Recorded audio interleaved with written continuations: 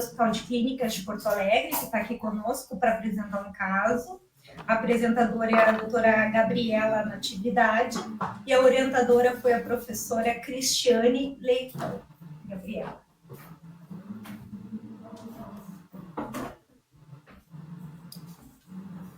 Então, olá, boa noite a todos. Como já disseram, eu sou a Gabriela, sou residente do 2º ano de endocrinologia do Hospital de Clínicas. E hoje eu vou apresentar um caso que a gente atendeu em consultoria em julho desse ano, que se trata de uma gestante com um quadro de tireotoxicose, dor abdominal e febre. Bom, a nossa paciente é uma gestante de 31 anos que chega para nós com 23 semanas de idade gestacional, mais 3 dias, com um quadro de hipertireoidismo desde os 24 anos, prévio, e um quadro de depressão bem importante, com tentativas de suicídio ao redor dos 15, 20 anos, e por último em fevereiro desse ano. Essa paciente, quando chegou para nós, ela estava utilizando um propiltiuracil 200mg à noite, um propanolol que havia sido suspenso há uma semana, omeprazol, fluoxetina e quetiapina, que tinham sido iniciados ali por volta de fevereiro, após essa última tentativa de suicídio dela. E ela tem uma história ginecológica e obstétrica pregressa de uma gestação prévia, por volta dos 22 anos. Nessa gestação, ela teve um parto prematuro, com 27 semanas, de um RN masculino que faleceu por volta dos 30 dias de vida por conta de uma cardiopatia congênita. Então, essa gestante, ela precisou realizar um atendimento numa unidade de pronto atendimento aqui de Porto Alegre, para um quadro de febre de até 39 graus há 2 dias, um quadro de piora da taquicardia, cefaleia e dor em flanco direito. Nesse pronto atendimento foram realizados alguns exames iniciais, uma avaliação laboratorial com hemograma e leucócitos que estava dentro da normalidade, função renal com uma leve hiponatremia, função hepática com transaminases normais, bilirrubinas normais também, a fosfatase alcalina um pouco no limite superior da normalidade, e uma amilase também um pouquinho superior, e um quadro e provas inflamatórias com uma PCR aumentada de 32 e um EQ com nitrito negativo, poucos leucócitos e uma descrição de uma urocultura que tinha vindo negativa. Nesse pronto atendimento foi levantada a hipótese de uma pielonefrite por conta da febre, a dor em flanco direito. Foi iniciada a cefuroxima, mas também foi levantada a hipótese de dengue. Esse foi o diagnóstico que trouxe ela para o Hospital de Clínicas, para o centro obstétrico. No Clínicas, ela chegou no dia 3 de junho, na madrugada do dia 3 para o dia 4. Na primeira avaliação do atendimento com a ginecologia, foi visto que ela tinha febre de até 38 graus, uma piora da taquicardia, com uma frequência em torno de 170 batimentos por minuto, e um quadro de dor abdominal difuso, não mais em flanco direito, inespecífico. Como tinha essa hipótese de dengue, inicialmente foi realizado um NS1 que veio negativo e uma eco de abdômen que veio normal, e esse era o primeiro eletro dela da chegada, uma taquicardia sinusal, com uma frequência em torno de 160, 170. A gineco avaliou o histórico pré-natal. Foi observado que desde fevereiro desse ano, ela vinha com provas de função tireoidiana alterada, então ela tinha esse hipertireoidismo não controlado, com TSH supresso e T4 livre bem acima do limite superior da normalidade. E foi aí que nos chamaram. Foi solicitada a consultoria para endocrinologia. A gente avaliou ela no início da manhã do dia 4, então pouco tempo depois que ela chegou. A gente acabou vendo essa paciente bem abaixo de mau tempo, porque ela tinha um sensório reduzido, tinha uma escala de coma de Glasgow em torno de 12, estava hipotensa naquele momento, com uma pressão de 80 por 60, taquicárdica também, embora não tanto como na noite anterior, com uma frequência cardíaca de 128. Ao exame, ela tinha um edema periférico e tinha uma impressão, nós ficamos com uma impressão que ela pudesse ter uma insuficiência cardíaca congestiva, ela tinha turgência venosa jugular, e a impressão inicial é que ela pudesse ter um ritmo de galope também. Essa, então, é a nossa paciente, ela tinha um pouquinho de retração palpebral e lago-oftalmo, a avaliação. Tinha uma tireoide aumentada de volume, sem sopro, mas difusamente aumentada, sem nódulos.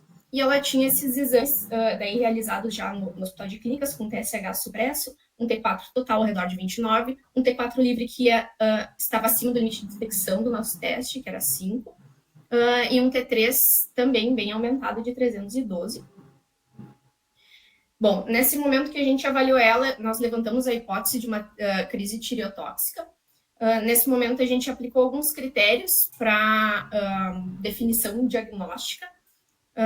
Essa primeira tabela é a escala de Burch-Wartowski, onde ele pontua esses principais sinais e sintomas clínicos.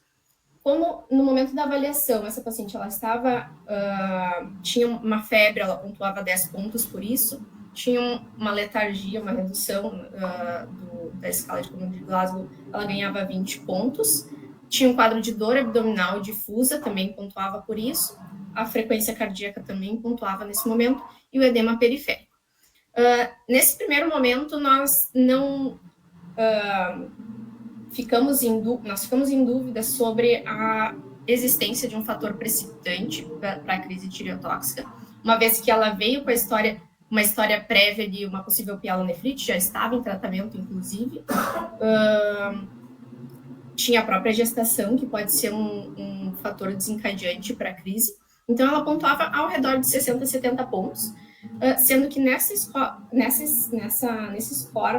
uma pontuação acima de 45 é mais sugestivo de crise tireotóxica. E agora eu vou querer a participação de vocês, então eu gostaria que todos pegassem o celular, escaneassem esse QR Code. E a pergunta é a seguinte: você trataria essa paciente como uma crise tireotóxica? Então, todo mundo conseguiu pegar já aqui?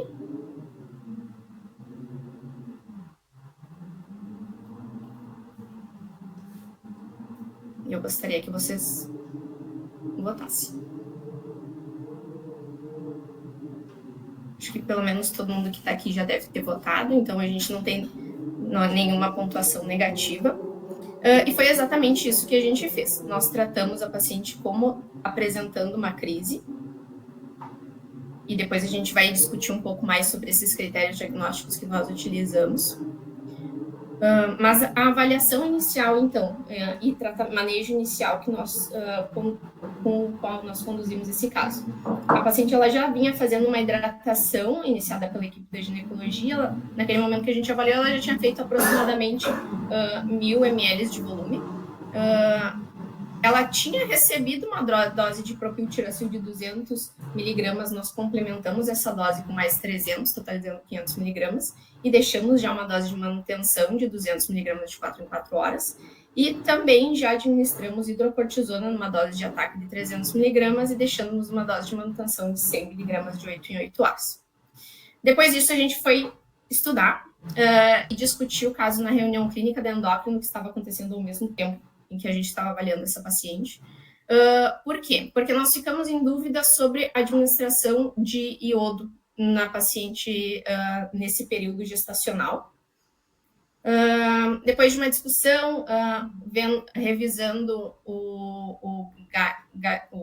a diretriz da ginecologia para pacientes com crises tireotóxicas e as literaturas da endocrinologia, nós decidimos dar Lugol para ela. A dose do hospital, a concentração do hospital é um pouco menor do que as concentrações tanto internacionais quanto descritas no UpToDate, ou talvez de outros hospitais, eu não sei como é que funciona aqui nos outros centros, mas a nossa era 2,5. A gente poderia dar de 10 a 20 gotas, demos 10 gotas numa dose única, sem manutenção aqui. E na sequência, a gente precisava avaliar a questão de beta-bloquear a paciente para discutir com eles e pedir um ecocardiograma. Foi feito alguns minutos depois com a gente no leito do centro obstétrico. O que foi observado nesse ecocardio é que tinha um leve aumento do átrio esquerdo, existia uma regurgitação mitral moderada e uma regurgitação tricúspide leve em válvulas não doentes. Então, a impressão do ecocardiografista nesse momento é que ela tinha uma disfunção, principalmente pela taquicardia, mas válvulas saudáveis e normais. Então, nós decidimos dar propranolol para ela na dose de 20 mg de 4 em 4 horas. É uma dose um pouco menor do que o preconizado, mas, enfim, com esse receio de ser em gestante, o uso de beta-bloqueadores eventualmente pode piorar um quadro de congestão cardíaca inicialmente.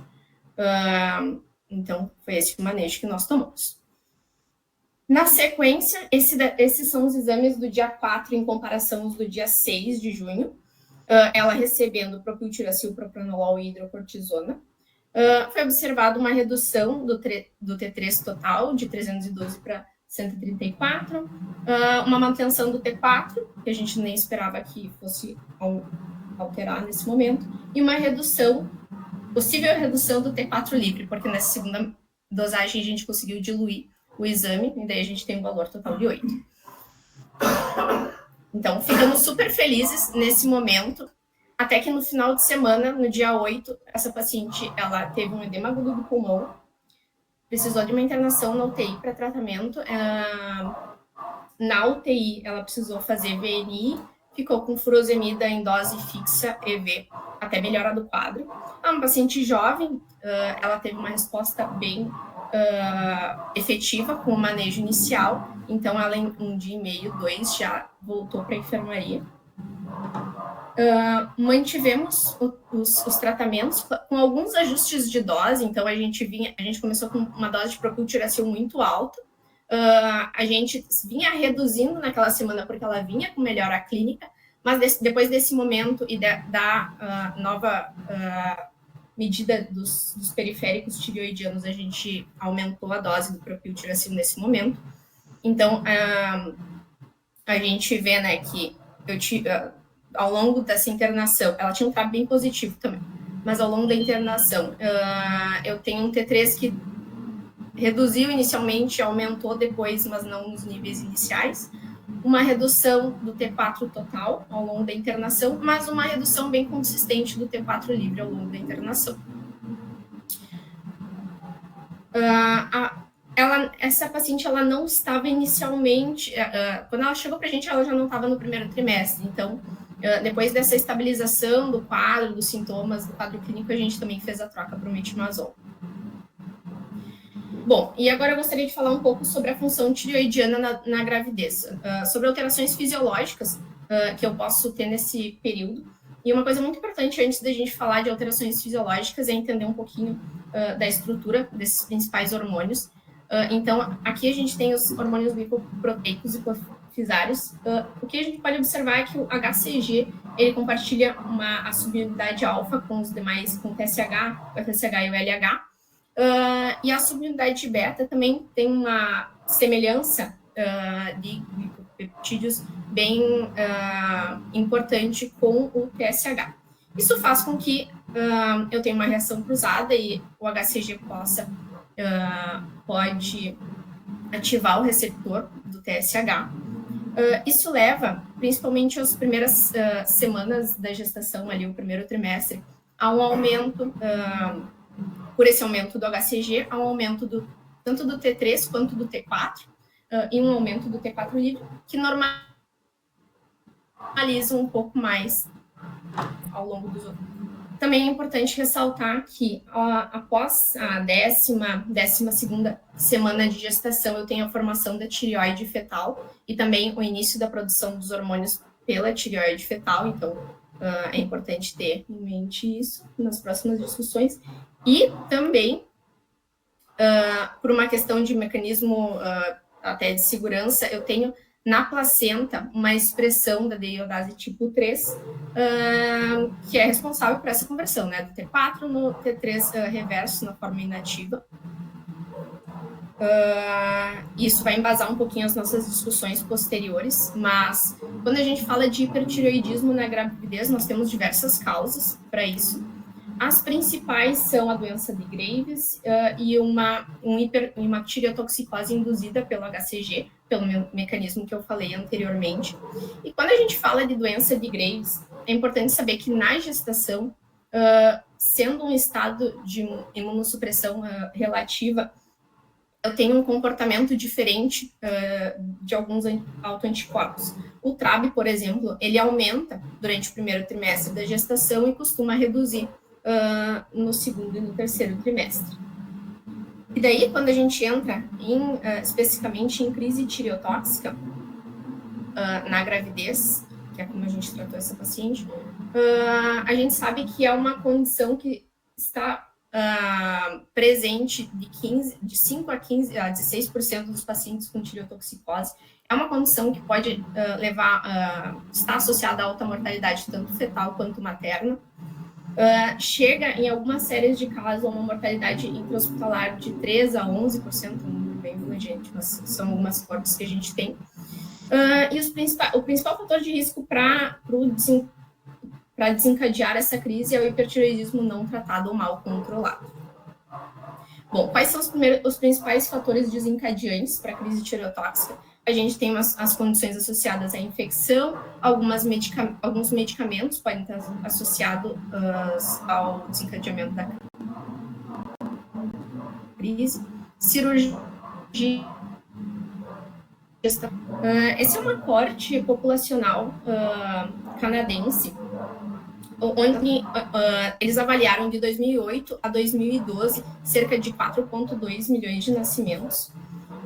Nesses nascimentos, a população deles tinha uma idade média de 27 anos, e eles identificaram uma prevalência de 2,97 casos de crise tireotóxica em 1 milhão de gestações. As principais complicações nesses pacientes estão relacionadas à hiperêmese gravídica, principalmente por essa semelhança entre TSH e HCG elevado. Mas eu tenho algumas complicações importantes do ponto de vista cardiovascular, então eu posso ter um aumento de fibrilação atrial, insuficiência cardíaca congestiva e necessidade de ventilação mecânica nessa condição, em comparação a pacientes sem crise tireotóxica. Também tenho algumas complicações fetais, principalmente associada a parto pré-termo ou morte fetal. E, bom, como é que eu faço o diagnóstico dessa condição? Essa é a mesma tabela que eu trouxe anteriormente. Essa é um score de Burt-Wartofsky, onde eu pontuo principalmente sinais clínicos associados ao hipertireoidismo e à tireotoxicose. Esse é um score muito sensível, mas pouco específico. A gente tem o total 2 scores e nenhum deles foi validado no período gestacional. Mas o que basicamente eu pontuo? Eu posso ter pontuações pela temperatura elevada, por alteração do sistema nervoso central, por alterações hepáticas ou gastrointestinais, alterações cardiovasculares, né, e aqui associada a edema agudo de pulmão por insuficiência cardíaca, e a presença ou não de um fator precipitante. Um score acima de 45 pontos, ele é altamente sugestivo para a crise tireotóxica, mas o grande valor dessa escala, ela está ali nos menos de 25 pontos, porque eu consigo excluir o diagnóstico. A segunda escala que a gente tem para avaliação diagnóstica é uma escala da Associação Japonesa de Tireoide, e esse gráfico é muito ruim de ler, então eu estou resumindo ele aqui para vocês. Basicamente, para dar o diagnóstico, para ter o diagnóstico, nesse score eu preciso ter tireotoxicose, então eu tenho que ter um aumento do T4 livre ou aquela escola com T3 livre. Eu preciso ter sintomas, e o que pontua é basicamente muito semelhante com a escala anterior, mas eu tenho sintomas neurologência, psicose ou piora do estado mental ali, coma, febre, também pontua acima de 38, taquicardia, também, sinais de insuficiência cardíaca congestiva e sintomas gastrointestinais. Com base nesses sinais e sintomas, eu vou classificar o paciente em duas categorias, o TS1, que é um altamente sugestivo, e o TS2, que é um paciente com menor probabilidade de ter crise tireotóxica. Muito embora em alguns estudos que avaliam nessa população essas duas classificações, ambas estão associadas ao aumento de complicações gestacionais e fetais também. Bom, basicamente o TS1 ele tem que ter um critério daqueles critérios neurológicos que eu falei anteriormente, mais um dos demais. Diagnóstico alternativo poderia ser feito sem os sintomas neurológicos, mas aí eu tenho que ter 3 outros critérios. E o TS2 precisa ter 2 daqueles outros critérios em associação. Ou eu também posso ter uma possível crise tireotóxica quando eu tenho eu fecho um dos critérios anteriores, mas eu não tenho dosado T4 livre e T3 livre. E é importante ressaltar que o nível de T4 livre ele não se correlaciona com a gravidade dos sintomas. Bom, e essa tabela, esse score, ele aponta que eu preciso excluir outras causas que poderiam levar a esses mesmos quadros de sinais e sintomas, porque, como eu falei antes, essas duas escalas elas são muito sensíveis. Então, situações em que eu tenho sepsis, infecção, é muito fácil eu preencher todos esses critérios. E por isso da nossa dúvida anterior com a relação da infecção e pielonefrite. Bom, o que mais eu posso ter alterado no quadro de crise tireotóxica? É possível observar uma leucocitose nos exames, aumento de transaminases, aumento de provas inflamatórias, incluindo PCR, aumento de BNP, eu tenho aquela associação com edema de pulmão, e um aumento de creatinoquinase. Esse é um estudo que é bastante interessante porque ele compara pacientes com diagnóstico de crise tireotóxica e pacientes com tireotoxicose compensada, ou seja, que não estão em crise tireotóxica. Esse daqui é uma corte retrospectiva também, que avaliou pacientes lá no centro da Califórnia de 2008 a 2013. Eles tinham o objetivo de avaliar esses critérios diagnósticos e também avaliar os desfechos associados, e a população deles, com base em prontuário eletrônico, eles incluíram pacientes com mais de 18 anos, com TSH supresso, no prontuário critérios que fechasse para crise tireotóxica ou tireotoxicose. A população desse estudo, a gente pode observar que esse estudo não foi específico da gestação, inclusive era um critério de exclusão, mas a maioria dos pacientes era do sexo feminino, a maioria também já tinha o diagnóstico prévio de doença tireoidiana, isso da população que tinha diagnóstico de crise tireotóxica, e a maioria e um fator importante aqui no motivo de admissão hospitalar era alteração tireoidiana. Esse estudo ele avalia nessas duas populações, mas também ele faz uma avaliação em pacientes que, em avaliação de prontuário, fechariam os critérios tanto naquela escala de BART quanto a japonesa para a crise tireotóxica.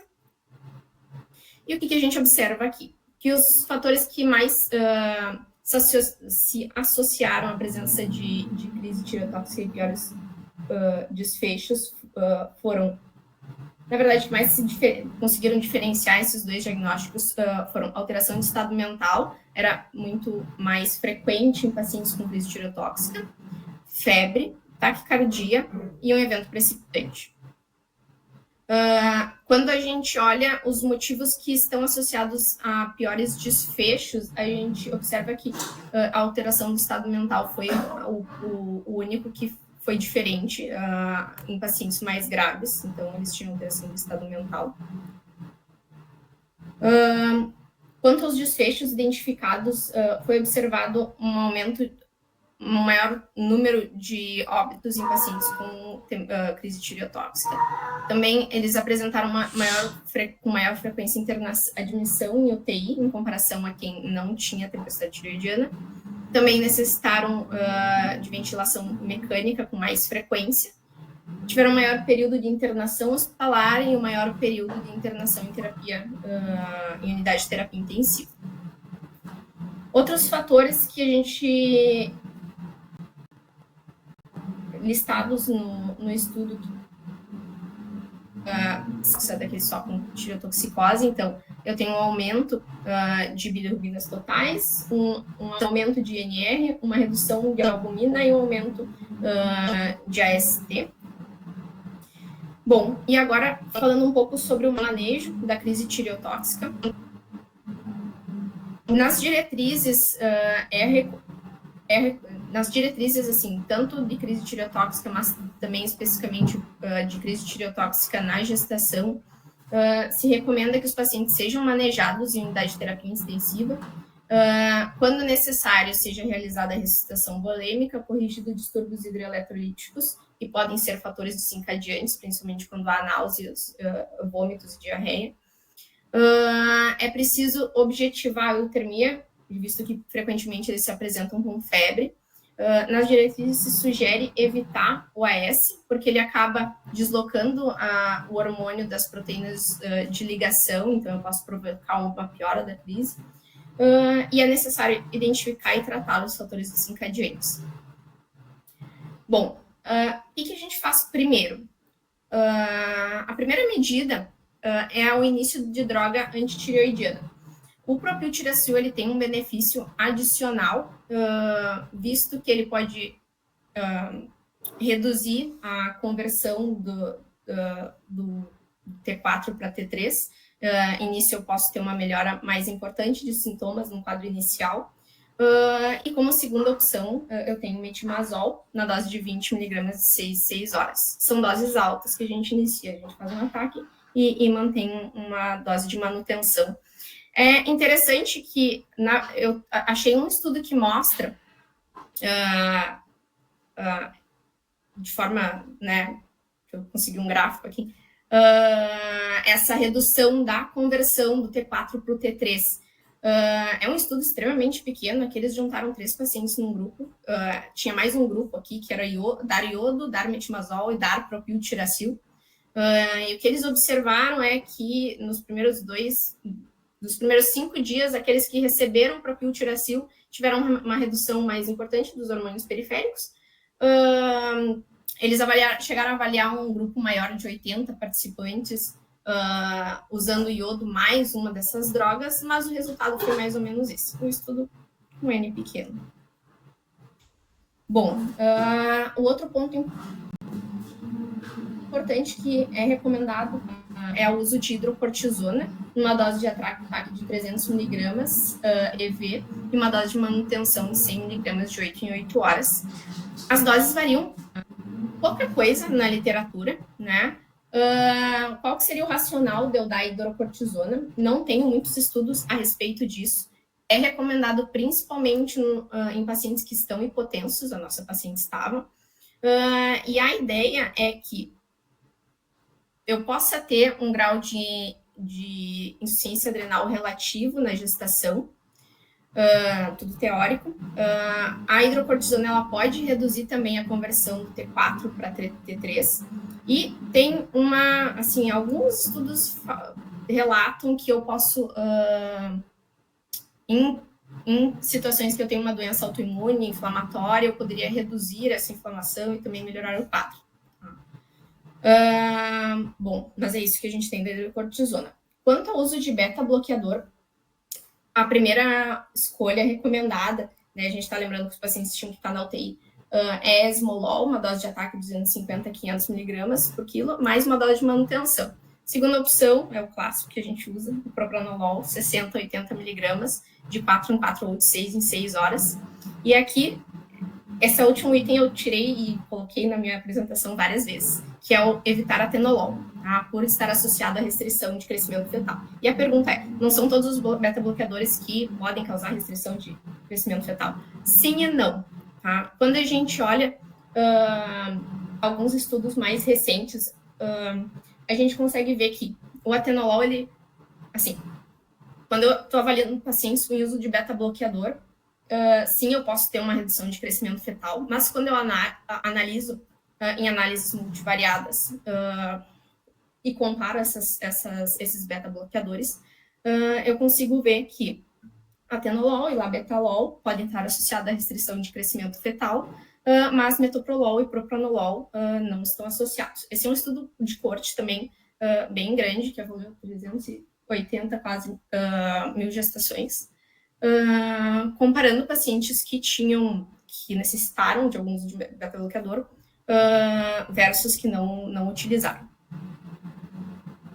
E voltando, então, para a nossa crise tireotóxica, cerca de uma hora depois, a partir de uma hora depois, está recomendado o uso de iodo.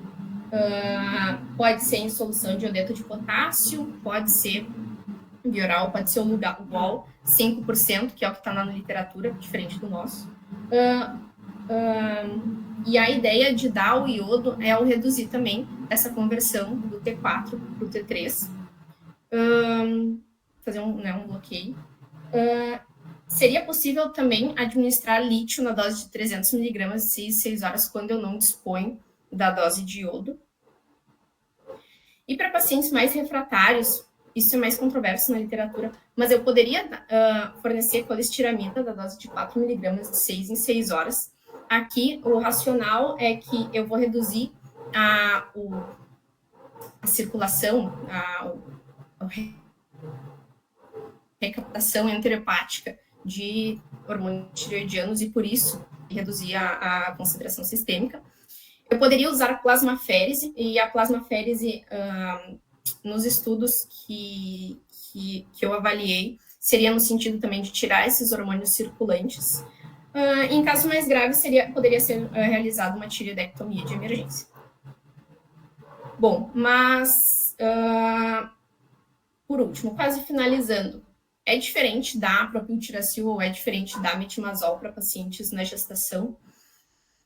Nesse estudo, eles avaliaram também aqui o percentual de pacientes com função tireoidiana alterada ao longo do tempo, e o que eles observaram é que não fazia diferença. É um estudo pequeno, avaliou metimazol, um N de 18 pacientes no metimazol e de 48 no propiltiracil, mas não houve diferença. Se sugere que a função tireoidiana, foi observado, na verdade, nesse estudo, que a função tireoidiana ela melhora ao longo de 2 a 6 semanas, e depois desse controle, se sugere que seja reduzido 50% da dose. E como é que a gente faz como é que a gente monitora esses pacientes? É através da função tireoidiana dos exames periféricos a cada 2 a 4 semanas. Bom, e como é que eu monitoro esse tratamento? Qual que é o meu objetivo? Esse estudo, ele avaliou o nível de T4 livre materno e a porcentagem de neonatos com T4 livre abaixo do alvo. E a gente observa que quando as gestantes, né, mantém um nível de T4 livre no terço superior da normalidade, eu tenho menor porcentagem de pacientes de neonatos que ficaram com a função tireoidiana supressa. Então, o objetivo é esse, eu manter o T4 livre no terço superior da normalidade, e o objetivo nunca vai ser normalizar o TSH, porque eu vou demorar muito para normalizar o TSH, e quando eu normalizo, eu já passei do ponto e é muito prejudicial para o feto um hipotireoidismo fetal. Bom, e quanto, né, a essa preferência do propiltiuracil no primeiro trimestre e do metimazol nos demais trimestres, esse estudo ele mostra as taxas de malformação e a gente observa que quem utilizou o metimazol no primeiro trimestre teve uma taxa maior do que o grupo controle. Isso não foi tão importante no propiltiuracil, embora ele esteja também associado a algumas malformações, só que menores, eventualmente observadas só um tempo depois do nascimento e talvez não contabilizadas por isso. Bom, e voltando para a nossa paciente, no dia 28 de junho ela teve alta. Ela teve alta com uma dose de tapazol alta de 50 miligramas e com um T4 um valor de 23, um T4 livre, valor de 2,4 e um T3 de 245. Essa paciente, ela voltou para a gente no ambulatório sem usar nada. Então, ela voltou com um TSH bem supresso, um T4 total de 35 e um livre de 3,4, com piora dos sintomas novamente. Ela foi reinternada nessa data. Foi reiniciada a dose de tapazol de 40 miligramas, ela teve uma melhora importante nos primeiros dias, recebeu alta novamente. A dose que ela ficou, então, aqui foram 40 miligramas do tapazol, com um T4 livre de 18, um T4 total de 18, um T4 livre de 2,2. E ela voltará no dia 2 de setembro no ambulatório.